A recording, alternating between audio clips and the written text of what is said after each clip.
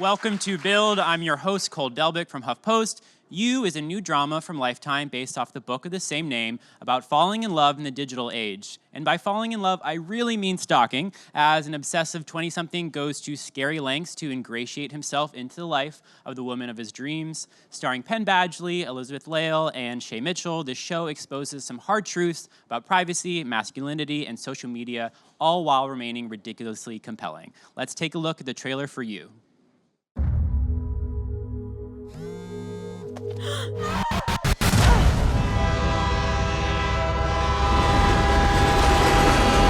me your hand.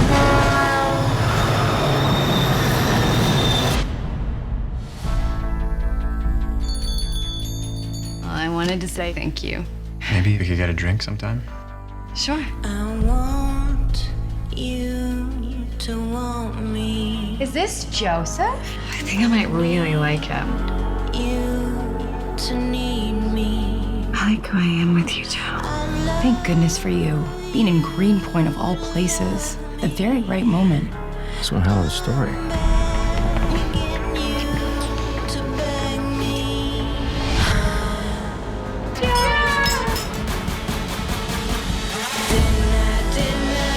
I see you crying? Beck rarely knows what's best for her. Didn't I see you That's Peach. Beck's her favorite pet.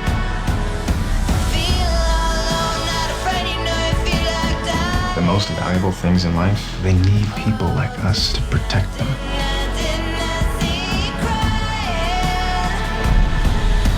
Shine on the old brown shoes. I know you. You need someone to take care of you. You say that you love me. The things you do for love, right? I want you to want me.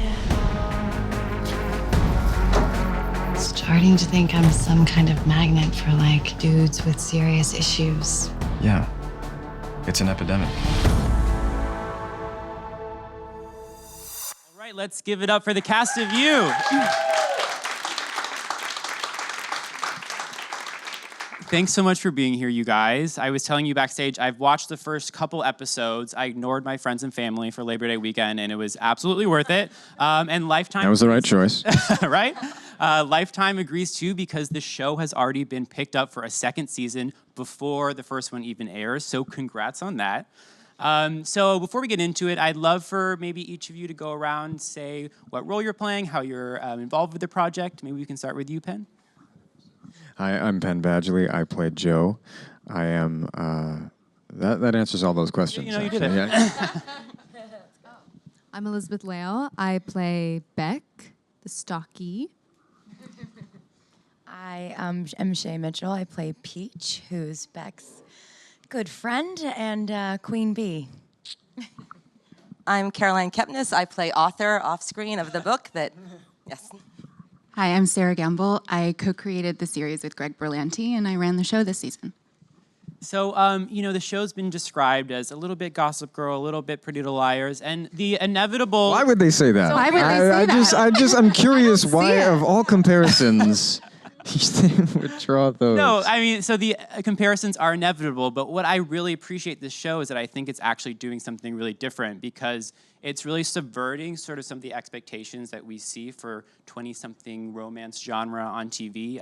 So Caroline, I'd love to hear from you. So what was sort of the seed of inspiration for the book, and how did you link up with Sera to bring it to the screen? Let's see, I had come back to LA and suddenly everyone was following everyone and being followed. And I always thought of that as such a negative thing. And it's still strange to me that we so giddily follow people. So Joe was kind of born in my imagination out of thinking about what that means for us. And then Sera and Greg Berlanti, well, I think Greg read the book first and then gave it to Sera and she read it. And then I met with them and they just got it and then some. Yeah, what attracted you to the project, Sera? It felt like binging a great TV show to read that book. It was impossible to put down. So I'm happy to hear you binged it a little bit this weekend. That's what we hope for everybody, really. That I did. Watching the show at first, I was like, oh, do I really want to watch this guy stalk this girl every Yes. week? But then, as I became more sort of comfortable with what the show was doing, I realized it was sort of providing this really relevant commentary on the male gaze and how that's amplified by social media. And it has this really sort of dark twist to it. So for those who've maybe logged some time on teen series of the past, was that partly what attracted you to the show? Something a little bit different, something a little darker? I mean, I was attracted to the show because to me it felt very different from anything I'd seen, my show included, and even Gossip Girl. It was very relatable because I think that in this day and age now, dating, you really do know so much about somebody before you even meet them sometimes. And it is creepy at parts, but I also think that, we're all kind of guilty of Google searching or, looking up somebody on Instagram and, coming up in our own imagination with who we think this person is.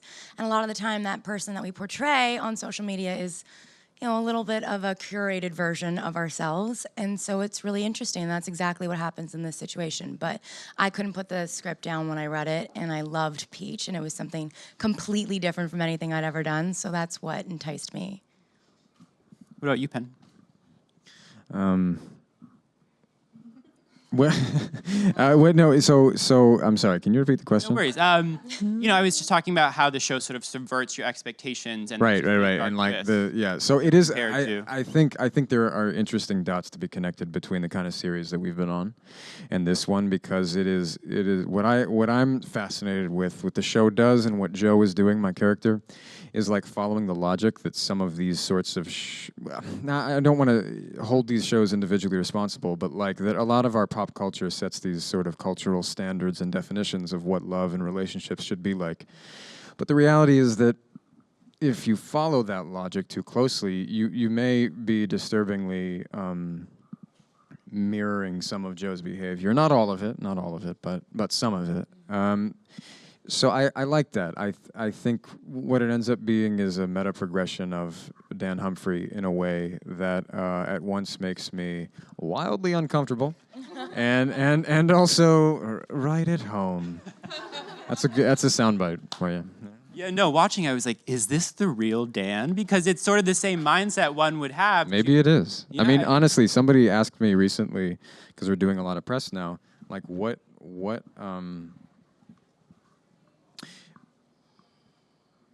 if Gossip Girl had been anybody else, would it have been any less sinister?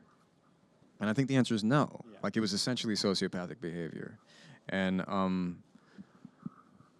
I think in some ways, like I said, it's connecting the dots in a way that we never had the space to on that show. And although this show is distinct, it is different. I mean, like, please understand that. And, you can, of course, speak to that really well. People are going to be drawing the parallels and making the comparisons, and I think it's interesting because I wasn't so conscious of them at the time, and now that I see them, it's fascinating to me. In our shows, we didn't know who was doing the stalking. In this show, first episode. That's so true, that's yeah. the big difference. That's a There's great no point. reveal. From the get-go. Right? Yeah. But from now on, I'm going to call everything a meta progression of Dan Humphrey. Everything I write for the rest of I don't my even know I what like that that. means. But I like That's it. awesome. It's a great prefix if it even. I would makes take that sense. class in college. Yeah, right?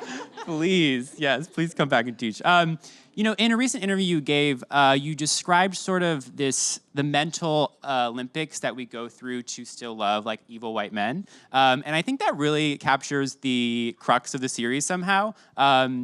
So how do you as an actor approach that line of not wanting to make Joe too likable, but also likable enough that it makes sense that these people are drawn to him and that he's successful, at least in some way, courting Beck's and, meeting Peaches and et cetera? Well, a lot of that is done by what is written, and then the way I look, and then I think, and I don't mean that, I just mean that in a very practical way. Yeah. It's like there's lots of different kinds of privileges and lots of different kinds of just ways that we identify and categorize people. And then I think maybe the way that I thought about it as an actor was just to be present. To like think of, because I sit alongside at least 4 women. I mean, there's so many others who are also involved in the making of this show.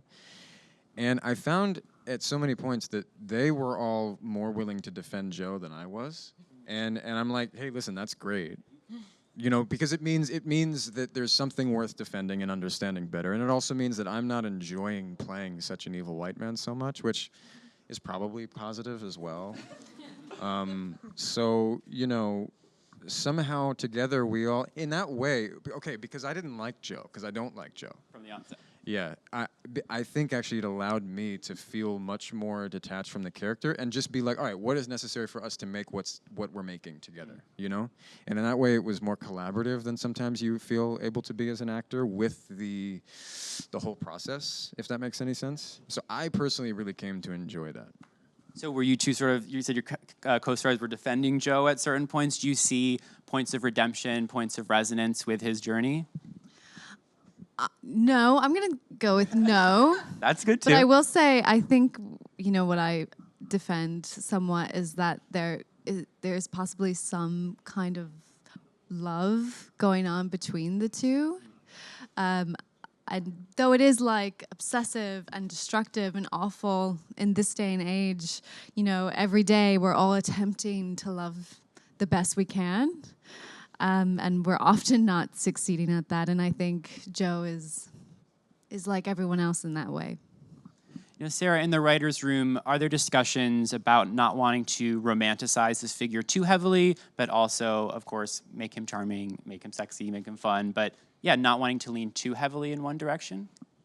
We discovered you don't really have to lean in, that all of us who grew up on those great love stories, those romantic comedies, we're kind of hardwired to root for the love story.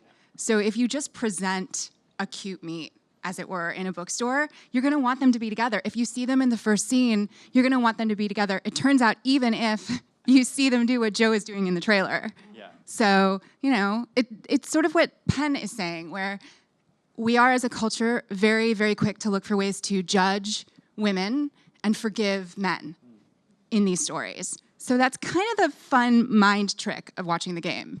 And I was so aware of that when I was writing, because I kept saying to my friends, like, oh, I love Joe, I love Joe. And my friends are like, wait, are you writing a different book? Is this the one where the guy, I'm like, no, but he does all these, like, he likes this, he says this, he thinks that. And yes, exactly what we're talking about. At points, so I also think you're sometimes like, is that romantic? Like, you have to question yourself a little bit. I mean, the fact that he wants to know every single thing about her, I mean, It's adorable. it's kind of sweet sometimes, you know? I mean, there's so many people now that are going online and falling in love with people that they've never met before and creating this idea of who this person is, you know? So it's not like I can really blame Joe's character. I mean, at the beginning, you know, and I think that you have to kind of give him credit because you're like, yeah, I do know a lot of people that have an obsession with somebody they've never met before. So. No, I think you're right. It points the finger a little bit at the viewer to make them question their own allegiances to these characters and, you know, maybe take that into their... You make the decision. Yeah, own life.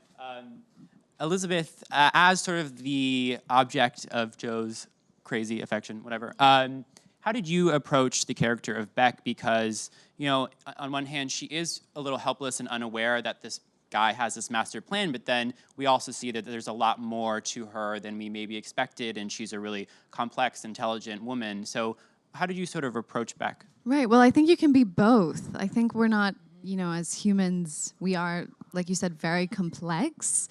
And Beck is no different, and people really want to label her naive. And I'm not so sure that she is, because he presents a really good case. He really, you know, and correct me if I'm wrong, but they make a good match. And and I don't think Beck, in some ways, but Beck is, you know, she's worried about adulting and school and relationship. You know, she's worried about a lot of different things, day-to-day things. She's not thinking worst case scenario. And how many of us are? I hope we're not, because you don't want to be living out of fear all the time, but this is worst case scenario.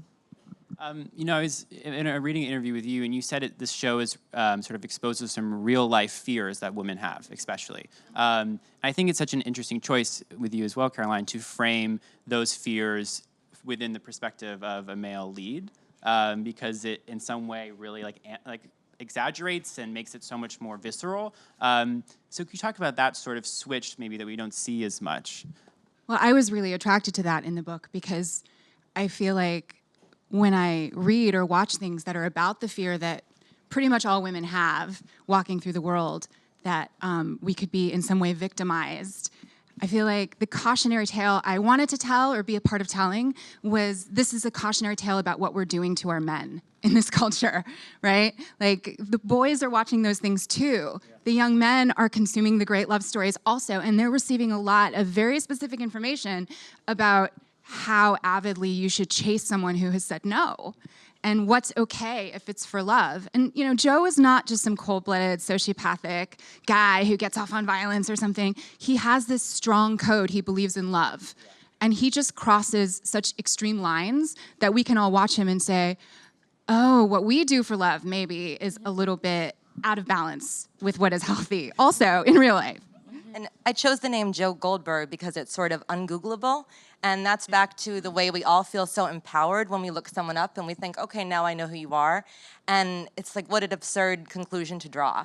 And I love the idea that Beck could look into him and not really be able to find anything, because I think that's a position that I could relate to. I think that's his biggest red flag. That I would say the one thing that Beck doesn't notice. Well, he has no friends. Yeah.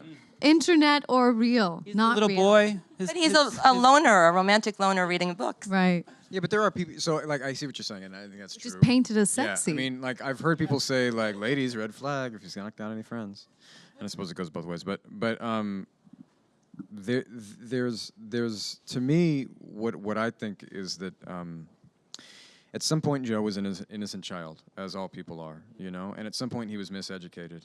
And at some point, he was not supported. At some point, he didn't have the family, the friends, the community to help him recognize where he was reaching erroneous conclusions.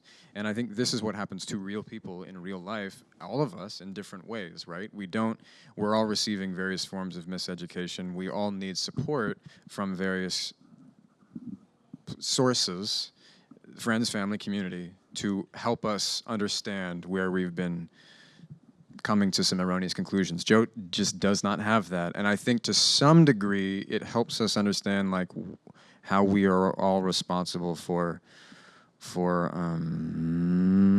I want to be careful here. I'm not really sure.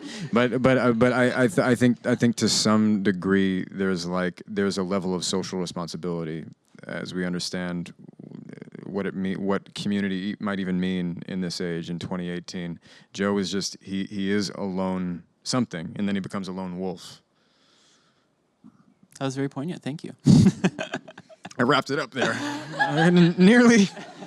There is this scene in the pilot that sort of crystallizes your relationship with each other. The train scene, which you saw a glimpse of in the trailer. Talk to me about shooting that. Because that must have been a lot of logistics going on. Were we in an actual subway? What was happening? No, you know what? I just laid on the tracks. And I basically We didn't even shut it down. It was just a chance. No, it was... All the dirt was real. It was dirty. It was filthy. You can't really fake it. Yeah. So New York is a really responsible city to shoot in. Didn't you guys have to sit through an 8 8 hour? I took an hours. 8-hour course. really? Yeah, we both did. To go on the To track. be on those tracks. Yeah. Don't really just throw actors on train tracks. No, not at all. No, I shouldn't throw them under the bus. They definitely did everything they could.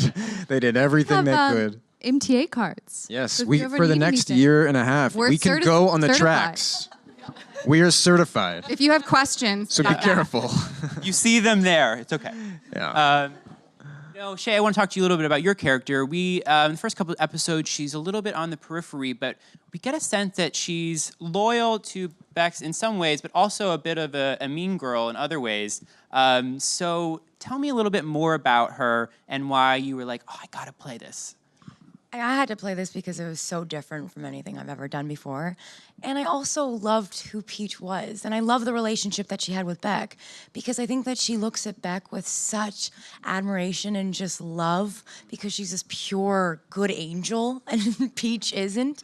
And she just loves being around Beck, loves being around her energy and just soaks that up. So I think that their relationship was really interesting, and Peach really loves Beck. And so when anybody comes into the picture, it's a little toe-to-toe, so especially when Joe came in. And I think that Peach's intuition just sort of went on high alert, and it was like, okay, you and me, buddy. You know what I Oh my mean? God, And I'm scared. Yeah, I'm like, I know. don't hurt me. It was that look that I gave him. We had a lot of those like close looks on set from across the room. But it was just so much fun to play a character like this. And it was fun to have our one-on-one scenes together of just us girls, because then you did get to see Peach in a different light. You know, I feel like when she was around other people, she had to put on a front. But when she was with Beck, she could be herself a little bit more. You know, still very blunt, but just kind of let herself go a little bit. I think it's interesting how we explore, you know, not only romantic relationships, but friendships, and how those can become somewhat obsessive and controlling and still based out of love, like real love and real care. You know, Peach is trying to protect Beck, and turns out she was right to do so. Right. That shot, the shot of you with the gun in the trailer, I was like, oh my God, I got chills. I mean, the shot of me, us in The her bathtub, in the yeah, there's a lot. bathtub, every single time I see that scene, I just get chills. Like, it's the creepiest thing ever. It was so creepy.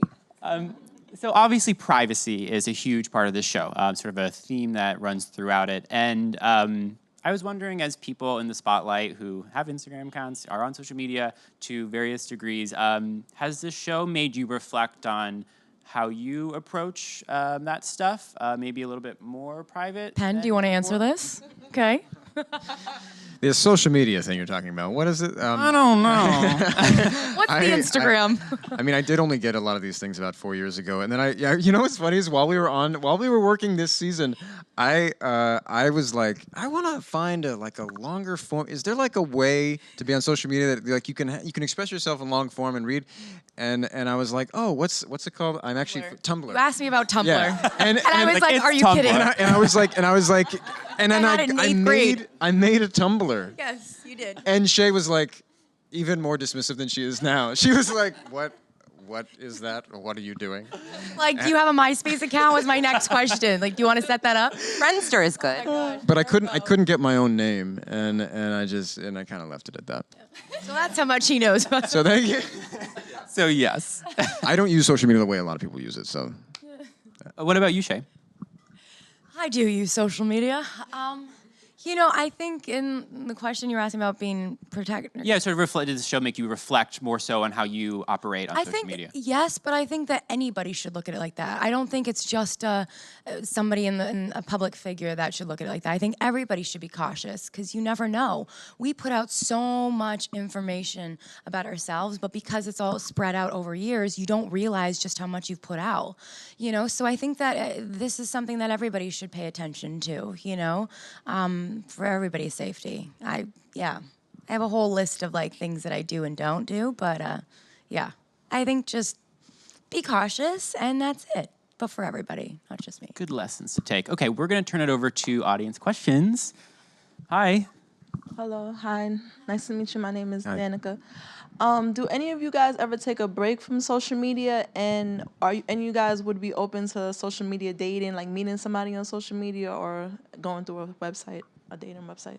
I take breaks very often, you know, anywhere from like a week to 50 days.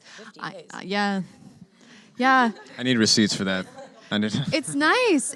You realize how much headspace it takes up and how much downtime you have, and you're like, oh, I could be expanding my mind in a healthier way potentially. So I recommend it. I'm not anti-social media by any means, but I recommend the break. I agree. Yeah. I mean, I just took some time off too on a vacation, but I'm also very adamant about no phones at a table. If I go to a meal with friends or whoever it is, like I'm not checking that. I'm here with you. And that's more important. So I think social media breaks are extremely important too. What about the online dating, meeting people online? I think it happens. I definitely know think it friends. does. Yeah. It's hard to say in this day and age because you do have people, you know, dating on Tinder or Instagram, and some people are getting married and some people are getting stalkers or whatever, right, or ghosted or whatever it is. So I think you just have to make sure it's true to you and that you're still going to get to know that person in person, ultimately. Well, there's a Safe, public. Tell your friends. Yeah. Tell your friends. Like, be sensible, because I think that the internet and social media are not inherently negative quantities or qualities. They're just, it happens to be reflecting to us these things that we're uncomfortable with. But like, the internet just creates another dimension to community. So it seems to me that internet dating is just a logical, I mean, I've never done it. Obviously, like, I was on Gossip Girl, so that'd be weird. But like, I mean, that's just That'd be kind of amazing though at the same time. It's like, is this actually? No one would believe it, so I wouldn't get wouldn't. any. Get a lot of no way. Yeah. Right. No. Okay, next question. Hi. Hi, this question comes from my daughter who's in school and upset she can't be here. This is specifically for Penn and for Shay. You've both done so many different things, done TV shows, movies. I think directed, if I recall, Shay's directed, or one of you. Not me, I think that was you. Aspirations, I suppose. Monday. Right, well, that works. That was, I guess, a reach. And written a book, and of course, taken Sammy's Food, as we know if you follow her on Instagram. Which is your favorite role out of all of those? Which would you prefer to do? You mean like out of acting jobs, Out or of what acting, role? writing, possibly directing in the future? Yeah, I mean, I think we're so lucky now to be like a multi-hyphenate, and that's sort of how I look at myself, is that if there's anything that I have interest in or something that I want to try, I'm just going to go out and do it. So, it's nice to not have to just be labeled as actor, singer, producer, director. You can be anything you want to be, and that's the beautiful thing about this day and age. So I think my favorite role is multi-hyphenate. Might we see Emily pop up on The Perfectionist? Pretty Little Liars spinoff, maybe? I'm really excited that they're filming it, and I can't wait to see it. So I'm super excited. I think we're all going to get together and watch the pilot together. So fun. Yeah. One more question for you all. Hi, hello. I was wondering, how was it personally preparing for these roles? I know you mentioned you had to take like an 8-hour course to lay on the tracks. Penn, did you take stock 101 classes? Something like that. No, apparently this comes very naturally to me, which is what there was a press shoot we were doing for like the Lifetime image campaign, and there was all this fussing over getting Elizabeth into the right position where she's laying on a bed and I'm just standing above her, fully clothed, and Elizabeth, there's they're trying to understand how to make her look innocent and just effortlessly asleep, and it's taking a long time, and I'm literally just kind of standing there, and then they're like, okay, Penn, just stand on the mark, and then I stand on the mark, and they go, oh my God, that's great, that is amazing, oh, I get the chills, ugh.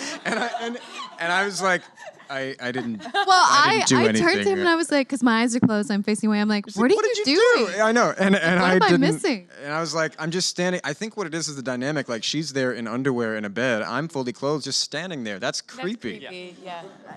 Or romantic. Just kidding. Yeah, right. Well, I mean, show. obviously, you did to get in there. if there were many other steps to the process, but the fact that dynamic exists does a lot. And the words are there, I mean, if you're stalking someone, you can be as charming as you like, but you're still stalking someone. So I think I didn't try to. I mean, I prepared in my own manner, but it wasn't trying to get into the head of a serial killer, because he's also not a real character, and I didn't want to overanalyze it personally. Now that's what I'm doing. All right, thank you. Well, we have to let you guys go, but everyone make sure to watch You on Lifetime September 9th, and let's give it up for them. Thank you. Thank you.